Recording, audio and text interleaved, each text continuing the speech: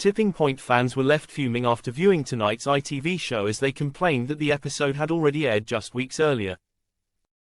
Contestants aim to bank as much as they can during the nail-biting general knowledge quiz as they compete to become £20,000 richer or walk away with a series of glitzy prizes. Hosted by Shephard, it's usually hugely popular with viewers, but the repeat was quickly noticed on Twitter, and the ITV show was called out for it. This hashtag tipping point was on weeks ago, not even months, weeks. One observant fan complained, "This program was on very recently. Hashtag tipping point," another agreed. Watching this thinking how annoyed I was recently that a pamper kept choosing two counters to finally realize it's the same episode as before. Where's the new ones at?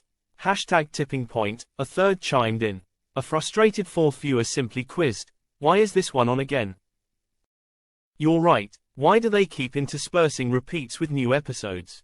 asked another. Meanwhile, others complained that they'd prefer to see real contestants whose lives would be drastically changed by a win rather than the cash prizes going to ready-made people looking for a new holiday or car. One fan wrote, "Nobody's ever allowed on here and says they'd use the money to afford heating in the winter, or be able to have 7 hot meals a week instead of 2 or 3. Let's have some real members of the population on." However, it was a good day for claiming winnings as Ben quipped that one contestant, Mandy, had practically cleaned us out of prizes. She missed out on the milestone £20,000 cash prize, but secured £3,200 plus a spa break and an instant camera. Meanwhile, Ben, who presents This Morning alongside Kat Deely, has been a huge hit as a tipping point presenter.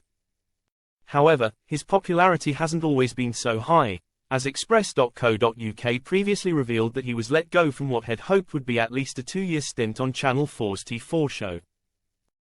He previously told OK!